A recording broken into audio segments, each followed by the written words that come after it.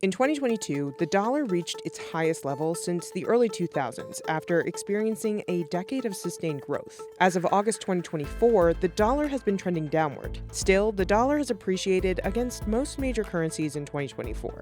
The U.S. dollar has stayed stronger than the rest of the world for a number of factors, not the least of which the Fed has kept interest rates elevated and some other global central banks have been moving in the other direction. The power projection of the United States is greater when the US dollar is strong. And as the US dollar becomes weaker, it's less capable of projecting political power. But on the other hand, more American workers are employed. The people who benefit from the strong dollar are usually different people than would benefit from the weak dollar.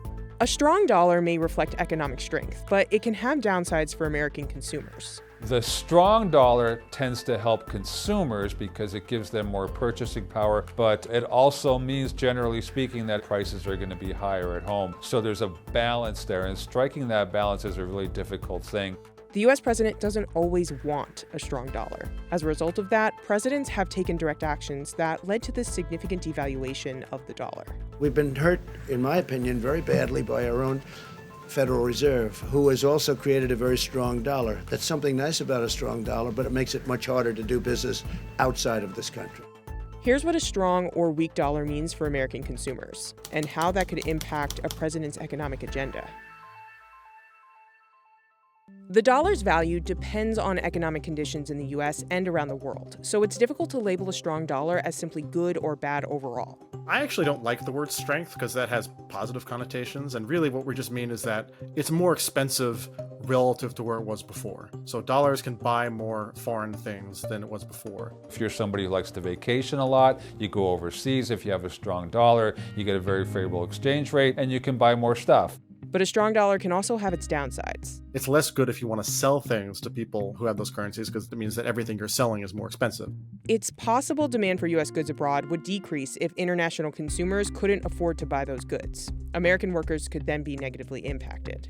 A strong dollar is generally bad for growth and can lead to layoffs, particularly in manufacturing, which is heavily exposed to global trade. And you can see empirically in the US in particular, these big declines in manufacturing employment when the dollar appreciates a lot. You saw this in the early 80s, you saw it in the 2000s. Usually a very weak economy boosts your exports because what you're trying to sell to the rest of the world is cheaper. So in that way, a weak currency can benefit on the trade side and actually help a country earn some hard currency from somewhere else. But it also means importing is very expensive because your currency doesn't buy much.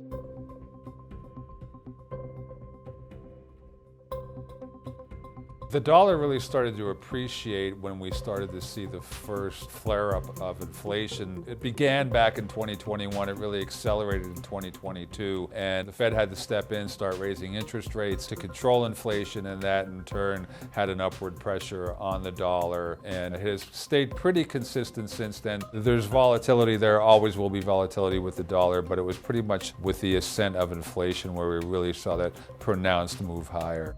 The Federal Reserve began raising interest rates in March 2022 in an attempt to slow down the economy and lower inflation. But as of August 2024, the dollar index has been moving downward as investors anticipate rate cuts. That the Fed, as it raises interest rates, makes the dollar a more attractive investment vehicle around the world, so it's going to raise the value of the dollar. When you get that nice risk-free investment that you can just buy dollars or dollar equivalent type of investments, that you get a very nice return on them, and that's not been the case for a long time. So higher interest rates do tend to push up the value of cash and cash equivalents for investors. On top of that, tariffs on imported goods can influence the dollar's value. The dollar is the world's dominant currency. It's used by an overwhelming number of nations and companies as the way to pay for the transfer of goods and services in an increasingly dominant world trading system. The dollar is used as a benchmark for other nations to conduct their foreign exchange policies, notably China. Imposing tariffs on imports or negotiating trade deals can influence the balance of trade, which affects the demand for and value of the dollar. During his time in office, former President Trump implemented tariff policies against Chinese imports with the stated goal of addressing trade imbalances and protecting specific American industries. President Biden also implemented tariffs on $18 billion worth of Chinese imports. Many experts believe those tariffs worsened the U.S. trade deficit, which may have contributed to the appreciation of the dollar. If you have big imbalances in trade across countries, then that is destabilizing. It could actually be the case that tariffs make the currency go up. The textbook answer is that tariffs hurt your exporters because your currency appreciates and then they're less competitive in foreign markets. The tendency is to think that you can preserve American jobs by putting on high levels of tariffs, but the high levels of tariff will make imported goods also more expensive for American producers who are using those goods in the products that they themselves make. And this was the case with the Trump tariffs on steel and aluminum. We've now got some quite good empirical studies of this. It didn't create very many new jobs in steel and aluminum production, but it did increase the cost of steel and aluminum for American manufacturers and made them, as a result, less competitive. Often presidents have been upset about the particular policy that the Fed is conducting. Trump is no exception. The Federal Reserve is a very interesting thing, and it's sort of gotten it wrong a lot. And he's tending to be a little bit late on things. He gets a little bit too early and a little bit too late. I feel the president should have at least say in there, yeah. From a practical perspective, officials, presidents, Federal Reserve chairs, those kind of things, they try to stay out of the way of the dollar. They try to traditionally not move the dollar one way or another because it does cut both ways and it's a very difficult thing to do. So it has been a tradition that top-level policymakers do stay away from that. Of course, Trump is the exception to a lot of rules, and that's one of them, that he was more vocal about the way he wanted the dollar to go. Senator J.D. Vance, former President Trump's 2024 running mate, has also expressed concern about the impact of the strength of the dollar. In some ways, you can argue that the reserve currency status is a massive subsidy to American consumers, but a massive tax on American producers. President Biden dismissed concerns about the strong dollar in October 2022. I'm not concerned about the strength of the dollar. I'm concerned about the rest of the world. Democratic presidential nominee Vice President Kamala Harris has not commented about the strength of the dollar. The Biden administration, as well as the Harris and Trump campaigns, did not respond to CNBC's request for comment in time for publication. Presidents in the past have taken direct actions that led to the depreciation of the dollar, such as President Richard Nixon when he suspended the gold standard in August 1971, or when President Ronald Reagan put together a coordinated effort with other global economies to depreciate the value of the dollar in 1985.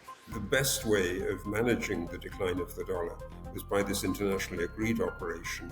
If you try to do it unilaterally, you get much more in the way of weird consequences, unintended consequences. Nixon's decision to close the gold window was indeed taken unilaterally. There was no need to consult Congress. Nixon promised when he made this decision that it wouldn't have any effect on American prices, and that was absolutely untrue. Prices rose, and the 1970s was the period that some economic historians consider as the Great Inflation in the United States. But the other thing that really affects what the level of the dollar will be is what the fiscal position of the United States is. That's a decision that then depends on Congress, and it's going to be obviously something that can't be done by the president just by saying this. He can't say we're going to have a big tax increase or we're going to get a tax reduction, but he's got a bully pulpit and he would be in a good position to do this. The idea would be if the president has some kind of congressional leverage,